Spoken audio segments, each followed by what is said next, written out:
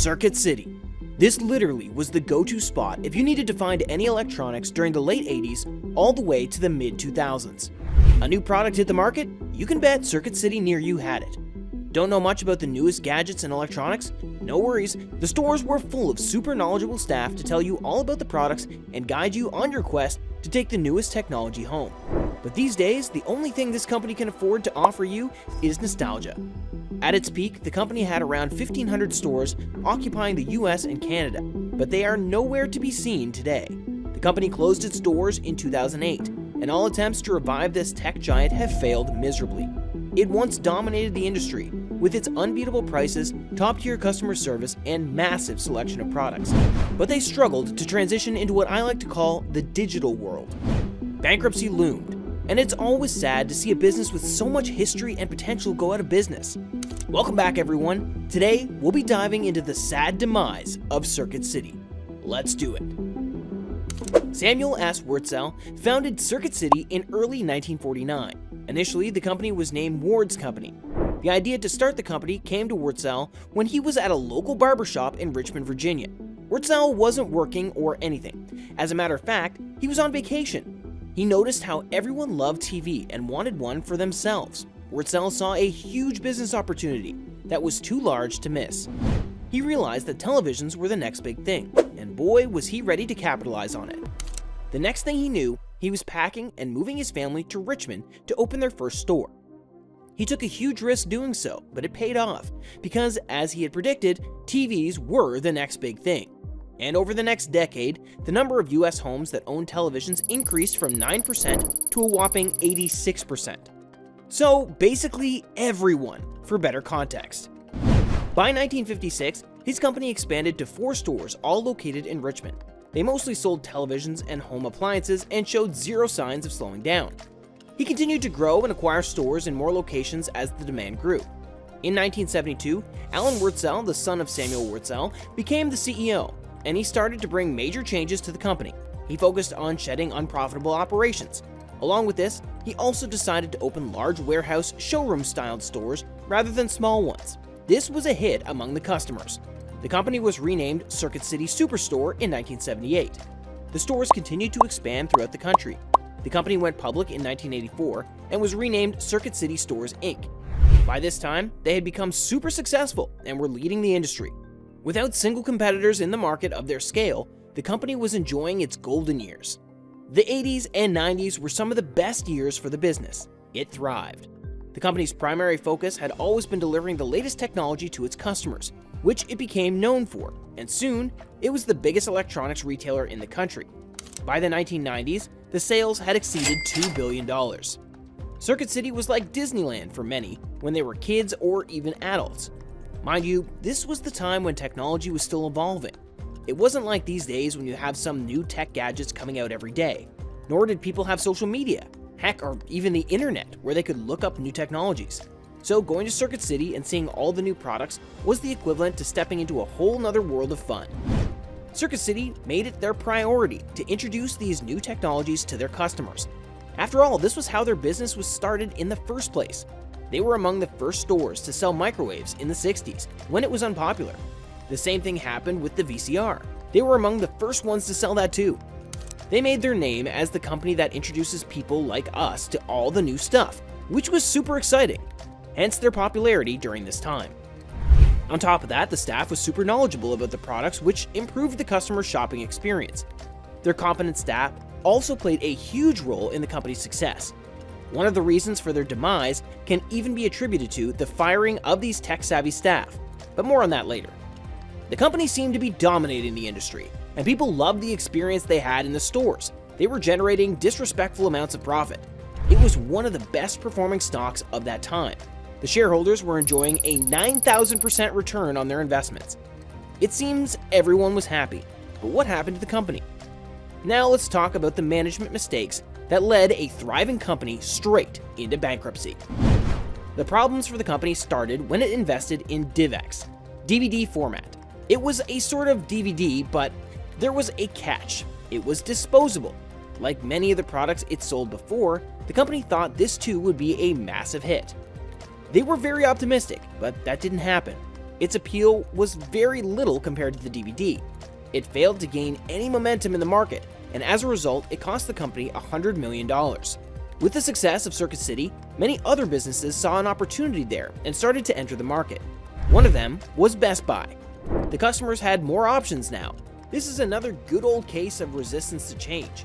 With their popularity and initial lack of competitors, maybe they thought that they were too big to fail. And boy, were they wrong. This is a classic case of a business overestimating itself and underestimating its customers and competitors. Circuit City thought that the customers would remain loyal to the company no matter what it did. One of the reasons why they started losing their customers to their competitors was due to location. Before the entry of competitors, the customers did not have much choice. They went wherever the site of the stores was, but this changed. While expanding, the stores were opened in cheaper areas, making it inconvenient for customers. While they were busy doing this, their competitor, Best Buy, was expanding in areas that were much more convenient for the customers. In short, they did not take their competitors seriously and figured they couldn't be beat at their own game, but they lost. Alan Wurtzel, son of Samuel, would later note, "We thought we were smarter than anybody, but the time you get into trouble is when you think you know the answers." Someone explain that to me in the comments because I've never heard anyone saying that before. Moving on, the company failed to adapt to changing times. As electronics became cheaper and widespread, and people became more technology literate, the need for store salespeople was no longer required. These salespeople often made you feel like you were at a car dealership rather than an electronics store because they often tried to make you buy high-margin items. This was because Circuit City refused to remove their commission-based model, meaning the more expensive item you purchased, the more the salesperson earned through commission. Thus, their insistence that you buy the high-margin items. By this time, Best Buy and other competitors had already dropped off this model, and the customers felt like they had a better shopping experience at Best Buy without a random snake oil salesperson trying to aggressively make them buy the most expensive product in the store. While all of this was happening, online stores like Amazon were gaining popularity among customers for their convenience. Seeing this, the competitors also started to develop their online presence. And what did Circuit City do? Ignore it, like everything else, because it had the notion that the customers will stick with it no matter what. The store's layout was also super outdated, and they were not managed properly. The company went through a rebranding process and introduced a new layout in the early 2000s, but this was only done with the new stores. The old ones were left unrenovated. On top of everything, poor inventory management was also a big issue. Moving its stock was a hassle because the company had so many stores and poor inventory management. This meant it couldn't pay its suppliers in time, nor could it make any purchases. The situation had gotten so bad that at one point the company owed $60 million to Sony, $116 million to Samsung, and $118 million to Hewlett-Packard. I mean, who'd want to do business with a company that couldn't pay you on time, right? This made the suppliers lose their trust in the company. Another major thing that contributed to the failure of Circuit City was the mismanagement. As consumer electronics was one of the most profitable sides of the business, when new CEO Alan McCullough was appointed, he decided that the company would stop selling home appliances and put all their focus on consumer electronics. Turns out this was not a good idea. This caused their already failing revenue to decline by 15%. And it doesn't even end there. Call it their bad luck. Their decision to not sell appliances caused them to miss the real estate boom. The company didn't get to capitalize on the skyrocketing appliance sales. And you guessed it right, this made the company lose more customers because, well, Best Buy had everything they needed, the one-stop shop. The same thing happened with the Verizon deal as well. According to the deal, Circuit City could only sell Verizon phones. This limited profits, and the competitors provided the customers with more options, so it was likely that many customers switched to the competitors because of this as well. It's like they kept making one bad decision after another and it snowballed. Another one of their dumb decisions was to lay off their highly competent staff. One of the reasons why the customers still preferred Circuit City over Best Buy was because of their customer service. Competent staff meant you had to pay them more. More money meant they loved working in the store. I loved working there, and I would go back in a heartbeat. Minutes after finding out she'd been laid off, Monique Sample said she still hoped good things for Circuit City. Many people believe that laying off the sales staff was to cut down on expenses. It did help them save $100 million in salary expenses, but at what cost? This caused everyone to be dissatisfied. There was internal conflict. The laid-off employees were upset, and the customers were no longer getting as good of service. There was no reason to stick with the company. The competitors were better in every way now. Sales were down by 11%. While all of this was happening, the company was already financially in a bad place. Unknown to the looming economic crisis, the company was buying back its own stock. Between 2003 and 2007, the company spent almost $1 billion to buy the stocks. Their share price fell from $20 in 2003 to just $4.20 by the end of 2007. So, where did they get so much cash from, you might wonder? This was not from their core business, but from another business they had started. The business was CarMax. This was completely unrelated to their retail business, but the business made them money. Also, many top managers from Circuit City moved to CarMax. This loss was also felt in Circuit City.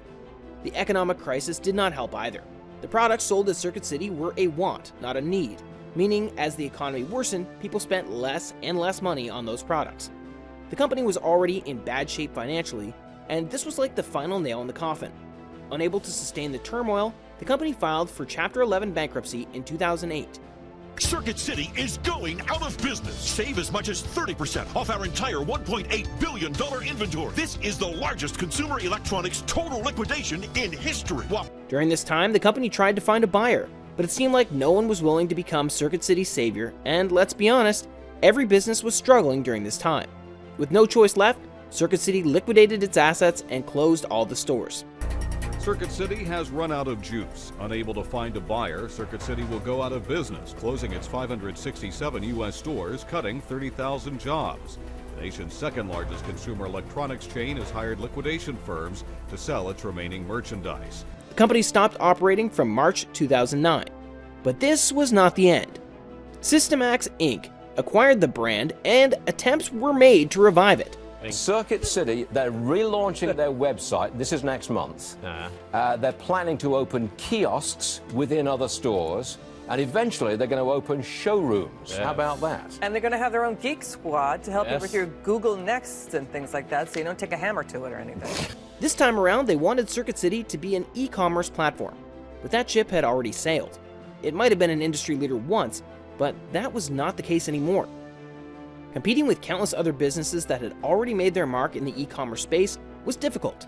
Unable to make a name for itself, the efforts to revive it failed. The once industry leader ceased to exist. Like many companies, Circuit City has become a cautionary tale in the business world about how, if you do not adapt to the changing environment and customer preferences, you are doomed. It does not matter if you're an industry leader, you will fail if you refuse to adapt. Circuit City's brand legacy lives on to this day. People still remember it for its amazing selection and service. Talking about it probably evokes a sense of nostalgia in many people. What do you think of Circuit City? Do you remember stepping into this tech heaven back in the day? Let us know in the comments. Thanks for tuning in, everyone. See you all next week. Same time, same place. Deal. Intellectual Digest out.